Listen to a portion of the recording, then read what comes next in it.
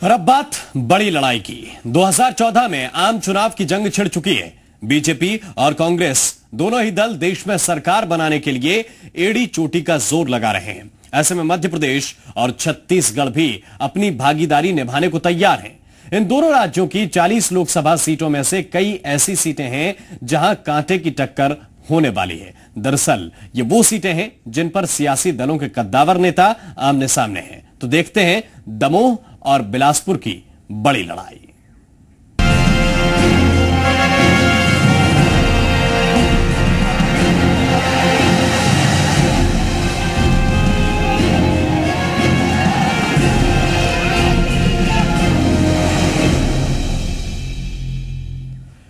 मध्य प्रदेश का दमोह खेती किसानी के लिए जाना जाता है और अपने सियासी रसूख के लिए पहचान रखता है। दमोह से बीजेपी के टिकट पर दावेदारी की है प्रहलाद पटेल ने, जबकि कांग्रेस के टिकट पर किस्मत आजमा रहे हैं महेंद्र प्रताप सिंह।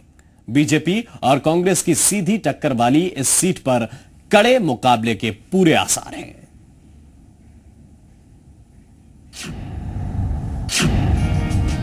मध्य प्रदेश के बुंदेलखंड का दमोह क्षेत्र ऐतिहासिक वीर गाथाओं का केंद्र है।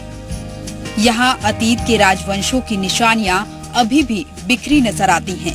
पौराणिक कथाओं के राजा नल की पत्नी दमयंती के नाम पर दमोह का नामकरण हुआ। दमोह में 14वीं सदी में मुगल शासकों का प्रभाव रहा, लेकिन समय के साथ मराठा शासकों ने भी अपना प्रभाव जमाया। 16वीं लोकसभा के चुनाव में दमोह में दिलचस्प मुकाबला है। बीजेपी के टिकट पर प्रहलाद पटेल चुनाव लड़ रहे हैं, जबकि कांग्रेस से महेंद्र प्रताप सिंह ने दावेदारी की है। मैं वर्गवाद और जातिवाद पर कभी न टिप्पणियां करता हूं, न उस पर विश्वास करता हूं। नुकसान उठाने जरूर तैयार रहूं। इसलिए मुझे लगता है कि मेरे जैसे आदमी को इस हल्की बहस में नहीं उलझाना चाहिए। वो मेरे बारे में जाने, अगर मैं इस स्वभाव का हूँ तो उन्हें निश्चित रूप से मुझे वोट नहीं करना चाहिए, पर अगर नहीं तो जिन लोग ये षड्यंत्र कर रहे हैं उनको जवाब मिलना चाहिए। मैं जाता हूँ क्षेत्र में तो मेरा तो ये सोच है कि जितनी सारी जातियां हैं वो मेरी हैं और मैं उन जातियों का हूँ। उन सब जातियों का मेरे ऊपर आशीर्वाद है।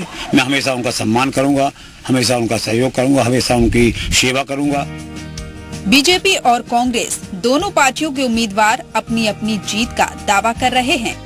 कांग्रेस, बीजेपी और जनता पार्टी के कई नेताओं को दमोह से सियासी जमीन मिली, लेकिन विकास कितना हुआ इसका मुकम्मल जवाब किसी के पास नहीं है। दमोह के सियासी समीकरण को समझने के लिए इलाके की 8 विधानसभा सीटों पर नजर जाती है। देवरी, रेहली, बंडा, मलहरा, पथरिया, दमोह, जबेरा और हट्टा, जिनमें दमोह, हट्टा, जबेरा और पथरिया सीट दमोह जिले की हैं, जबकि रेहली, देवरी और बंडा सागर जिले की। इसके अलावा छतरपुर जिले की विधानसभा सीट मलहरा भी दमोह संसदीय क्षेत्र में शामिल है। दमोह से 15वीं लोकसभा के चुनाव में बीजेपी के शिवराज सिंह लोधी विजयी हुए थे। दमोह के संसदीय इतिहास पर नजर डालें तो कांग्रेस के प्रभु नारायण टंडन 7वीं लोकसभा के लिए निर्वाचित हुए। कांग्रेस के डालचंद्र जैन 8वीं लोकसभा के लिए चुने गए। बीजेपी के लोकेंद्र सिंह 9वीं लोकसभा में चुनकर पहुंचे। बीजेपी के चंद्रभान सिंह 14वीं लोकसभा के लिए निर्वाचित हुए और बीजेपी के शिवराज सिंह लोधी 15वीं लोकसभा के लिए चुने गए। इस बार बीजेपी ने शिवराज सिंह लोधी को दमोह से उम्मीदवार नहीं बनाया। स्थानीय लोग दमोह के विकास को लेकर मिली-जुली प्रतिक्रिया दे रहे हैं। जो हमारे यहाँ पे जो ट्रेनों का स्टॉपेज अलग अलग ट्रेनों का किया गया है वो सांसद जी की नेत प्रयासों के द्वारा किया गया है और सांसद निधि के द्वारा हमारे क्षेत्र में बहुत सारे विकास कार्य करवाए गए। इन्होंने कभी भी यहाँ की दमोह की समस्याओं और दमोह के जो विकास कार्य हैं उनके बारे में संसद में कोई क्वेश्चन या किसी प्रकार की वो बात नहीं उठाई। पहली चीज ये है कि हमारे यहाँ पे पहले से जो दमोह, कुंडलपुर और हटा से जो रेलवे लाइन प्रस्तावित है उसको आगे काम बढ़ाना था ताकि यहाँ पे इसका काम शुरू हो सके लाइन डलने का, लेकिन उसकी तरफ भी इन्होंने किसी भी तरीका ध्यान नहीं दिया गया। बात अगर उन मुद्दों की करें जिसकी चर्चा लोकसभा चुनाव के दौरान हो रही है तो दमोह में चुनाव में उद्योगों के विकास का मुद्दा उठाया जा रहा है। ग्रामीण क्षेत्रों में सड़क की समस्या नहीं सुलझ सकी, जबकि प्रस्तावित रेल लाइन के काम को आगे नहीं बढ़ाया गया। यानी दमोह संसदीय क्षेत्र की जमीन इतिहास से अब तक संग्राम की भूमि बनी हुई है। लड़ाई आमने सामने एक दूसरे से लड़ी जाती है, लेकिन आवाम को इस संग्राम से कोई मतलब नहीं होता। इस बार समीकरण बदले बदले से नजर आ रहे हैं। सियासत करने वाले लोगों के साथ इलाके की जनता भी सक्रिय है, लिहाजा दमोह में इस बार जोरदार सियासी दंगल के आसार हैं। महेंद्र दुबे के साथ इलेक्शन डेस्क, जी मीडिया, दमोह।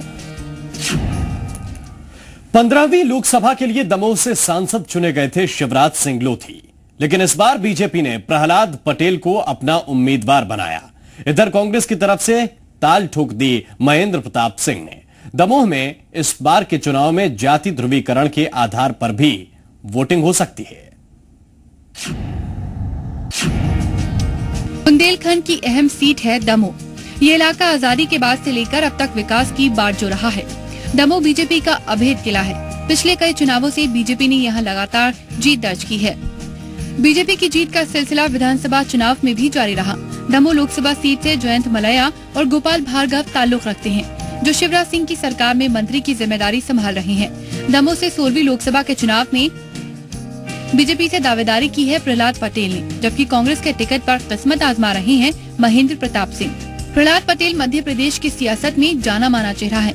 वो कई पदों पर काम कर चुके हैं। उनकी गिनती बीजेपी के दिग्गज नेताओं में होती है। प्रहलाद पटेल के सियासी सफर पर नजर डालें तो 1979 में 9वीं लोकसभा के लिए चुने गए। 1996 में 11वीं लोकसभा के सदस्य बने। 1999 में 13वीं लोकसभा के लिए निर्वाचित हुए। 2003 में केंद्रीय कोयला राज्य मंत्री की जिम्मेदारी संभाली। कांग्रेस के नेता प्रहलाद पटेल पर भारी उम्मीदवार होने का आरोप लगा रहे हैं, जबकि प्रहलाद पटेल के मुताबिक लोकसभा के चुनाव में भारी भीतरी का कोई मुद्दा नहीं होता। सबसे बड़ी बात है नुमाइंदे का ईमानदार होना। लोगों के सामने जाकर उनका आभार व्यक्त करने से लेकर उनकी सुनने तक आप ईमानदार रहते हैं कि नहीं। ड्यूटी पे अगर आप ईमानदार हैं तो लोकसभा के चुनाव में बाहर और भीतर का कुछ नहीं। लोकल की जो क्षेत्रीयता है, ये क्षेत्रीयता नुकसान करती है। दमोह सीट पर प्रहलाद पटेल की टक्कर कांग्रेस के महेंद्र प्रताप सिंह से है। वो कांग्रेस के पुराने कार्यकर्ता हैं। करीब 30 सालों से कांग्रेस में सक्रिय हैं। किसान नेता हैं महेंद्र प्रताप सिंह। महेंद्र प्रताप सिंह बीजेपी उम्मीदवार प्रहलाद पटेल पर भारी होने का आरोप तो लगाते ही हैं, साथ ही दमोह बीजेपी में गुटबाजी की बात भी कहते हैं। महेंद्र प्रताप सिंह किसानों की समस्याओं के समाधान के नाम पर वोट मांग रहे हैं। क्या स्थिति है किसानों की? फसलें जो चौपट हो चुकी हैं पूरी तरह। भ्रष्टाचार देखिए आप चरम सीमा पे है। ये सब चीज है। उनका काम सिर्फ भाषण देना और जनता को गुमराह करना है। हमारी जो केंद्र में गवर्नमेंट रही और जो विकास के कार्य हुए केंद्र सरकार द्वारा गरीबों के हित में, किसानों के हित में, उसका फायदा हमें मिलेगा। बात अगर 2009 के लोकसभा चुनाव के नतीजों की करें, बीजेपी के शिवराज सिंह लोधी ने कांग्रेस के चंद्रभान सिंह को 70,877 मतों के अंतर से हराया। शिवराज सिंह लोधी को 3,02,673 वोट मिले, जबकि चंद्रभान सिंह को 2,31,796 वोट मिले। दमोह लोकसभा क्षेत्र आज कई समस्याओं का सामना कर रहा है। किसानों के सामने कई चुनौती है, तो युवा रोजगार की तलाश में भटक रहे हैं। इन सब के बीच जातीय ध्रुवीकरण भी इलाके में लगातार बढ़ रहा है। दमोह के दंगल में इस बार दिलचस्प मुकाबला है, लेकिन अंतिम बाजी किसके हाथ लगेगी ये जनता तय करेगी। महेंद्र दुबे के साथ इलेक्शन डेस्क, जी मीडिया, दमोह। और फिलहाल एक छोटे से ब्रेक के लिए रुक रहे हैं। ब्रेक के बाद बड़ी लड़ाई बिलासपुर की। आप बने रहिए हमारे साथ।